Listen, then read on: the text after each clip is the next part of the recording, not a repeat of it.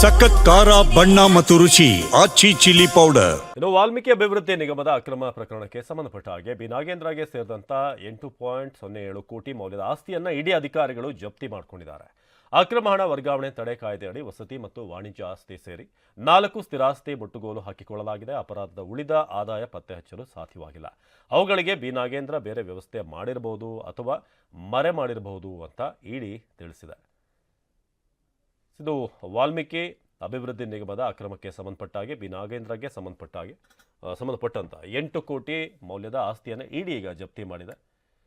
ಅಕ್ರಮ ಹಣ ವರ್ಗಾವಣೆ ತಡೆ ಕಾಯ್ದೆ ಹಾಗೆ ವಸತಿ ಮತ್ತು ವಾಣಿಜ್ಯ ಆಸ್ತಿ ಸೇರಿ 4 ಸ್ಥಿರಾಸ್ತಿಯನ್ನ ಮುಟ್ಟುಗೋಲು ಹಾಕಿಕೊಳ್ಳಲಾಗಿದೆ. ಅಪರಾಧದ ಉಳಿದ ಆದಾಯ ಇನ್ನೂ ಕೂಡ ಪತ್ತೆ ಹಚ್ಚೋಕೆ ಸಾಧ್ಯ ಆಗಿಲ್ಲ. ಅವುಗಳಿಗೆ ಬಿ ನಾಗೇಂದ್ರ ಬೇರೆ ವ್ಯವಸ್ಥೆ ಮಾಡಿರಬಹುದು ಅಥವಾ ಮರೆ ಮಾಡಿರಬಹುದು ಅಂತ ಇಡಿ ಈಗ ಹೇಳ್ತಾ ಇದೆ.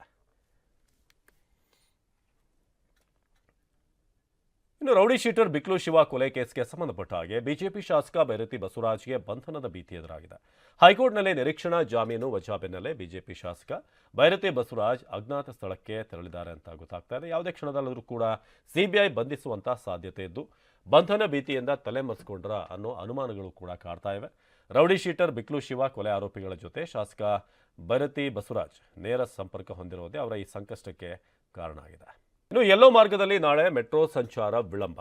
ನಾಳೆ ಬೆಳಗ್ಗೆ 7 ಗಂಟೆ ಬದಲಿಗೆ 8 ಗಂಟೆಗೆ ಮೆಟ್ರೋ ಸಂಚಾರ ನವೀಕರಣ ಕಾರ್ಯ ಹಿನ್ನೆಲೆ ತಡವಾಗಿ ಸಂಚಾರ ಆರಂಭ ಆಗುತ್ತೆ. ನೇರಳೆ ಹಸಿರು ಮಾರ್ಗದಲ್ಲಿ ಯಾವುದೇ ಬದಲಾವಣೆ ಇರೋದಿಲ್ಲ.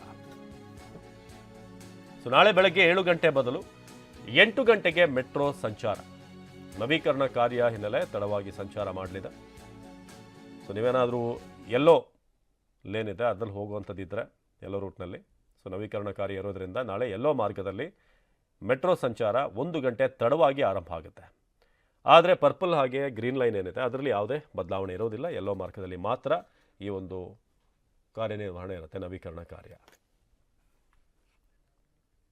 ಇನ್ನು ವಾಲ್ಮೀಕಿ ಅಭಿವೃದ್ಧಿ ನಿಗಮದ ಅಕ್ರಮ ಪ್ರಕರಣಕ್ಕೆ ಸಂಬಂಧಪಟ್ಟ ಹಾಗೆ ಬಿ ನಾಗೇಂದ್ರಗೆ ಸೇರಿದಂತ 8.07 ಕೋಟಿ ಮೌಲ್ಯದ ಆಸ್ತಿಯನ್ನ ಇಡಿ ಅಧಿಕಾರಿಗಳು ಜಪ್ತಿ ಮಾಡಿಕೊಂಡಿದ್ದಾರೆ. ಅಕ್ರಮ ಹಣ ವರ್ಗಾವಣೆ ತಡೆ ಕಾಯ್ದೆಯಡಿ ವಸತಿ ಮತ್ತು ವಾಣಿಜ್ಯ ಆಸ್ತಿ ಸೇರಿ 4 ಸ್ಥಿರಾಸ್ತಿ ಮುಟ್ಟುಗೋಲು ಹಾಕಿಕೊಳ್ಳಲಾಗಿದೆ. ಅಪರಾಧದ ಉಳಿದ ಆದಾಯ ಪತ್ತೆ ಹಚ್ಚಲು ಸಾಧ್ಯವಾಗಿಲ್ಲ. ಅವುಗಳಿಗೆ ಬಿ ನಾಗೇಂದ್ರ ಬೇರೆ ವ್ಯವಸ್ಥೆ ಮಾಡಿರಬಹುದು ಅಥವಾ ಮರೆ ಮಾಡಿರಬಹುದು ಅಂತ ಇಡಿ ತಿಳಿಸಿದೆ. ಇದು ವಾಲ್ಮೀಕಿ ಅಭಿವೃದ್ಧಿ ನಿಗಮದ ಅಕ್ರಮಕ್ಕೆ ಸಂಬಂಧಪಟ್ಟಾಗೆ ಬಿ ನಾಗೇಂದ್ರಗೆ ಸಂಬಂಧಪಟ್ಟಂತ 8 ಕೋಟಿ ಮೌಲ್ಯದ ಆಸ್ತಿಯನ್ನು ಇಡಿ ಈಗ ಜಪ್ತಿ ಮಾಡಿದೆ.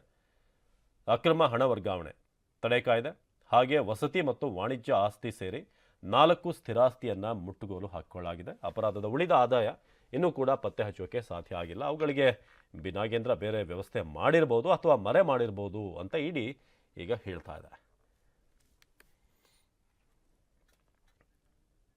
ಇನ್ನು ರೌಡಿ ಶೀಟರ್ ಬಿಕ್ಲು ಶಿವ ಕೊಲೆ ಕೇಸ್ಗೆ ಸಂಬಂಧಪಟ್ಟ ಹಾಗೆ ಬಿಜೆಪಿ ಶಾಸಕ ಬೈರತಿ ಬಸವರಾಜ್ಗೆ ಬಂಧನದ ಭೀತಿ ಎದುರಾಗಿದೆ. ಹೈಕೋರ್ಟ್ನಲ್ಲಿ ನಿರೀಕ್ಷಣಾ ಜಾಮೀನು ವಜಾ ಬೆನ್ನಲ್ಲೇ ಬಿಜೆಪಿ ಶಾಸಕ ಬೈರತಿ ಬಸವರಾಜ್ ಅಜ್ಞಾತ ಸ್ಥಳಕ್ಕೆ ತೆರಳಿದ್ದಾರೆ ಅಂತ ಗೊತ್ತಾಗ್ತಾ ಇದೆ. ಯಾವುದೇ ಕ್ಷಣದಲ್ಲೂ ಕೂಡ ಸಿಬಿಐ ಬಂಧಿಸುವಂತ ಸಾಧ್ಯತೆ ಇದ್ದು ಬಂಧನ ಭೀತಿಯಿಂದ ತಲೆಮರೆಸಿಕೊಂಡ್ರ ಅನ್ನೋ ಅನುಮಾನಗಳು ಕೂಡ ಕಾಡ್ತಾ ಇವೆ. ರೌಡಿ ಶೀಟರ್ ಬಿಕ್ಲು ಶಿವ ಕೊಲೆ ಆರೋಪಿಗಳ ಜೊತೆ ಶಾಸಕ ಬೈರತಿ ಬಸವರಾಜ್ ನೇರ ಸಂಪರ್ಕ ಹೊಂದಿರುವುದೇ ಅವರ ಈ ಸಂಕಷ್ಟಕ್ಕೆ ಕಾರಣ ಆಗಿದೆ.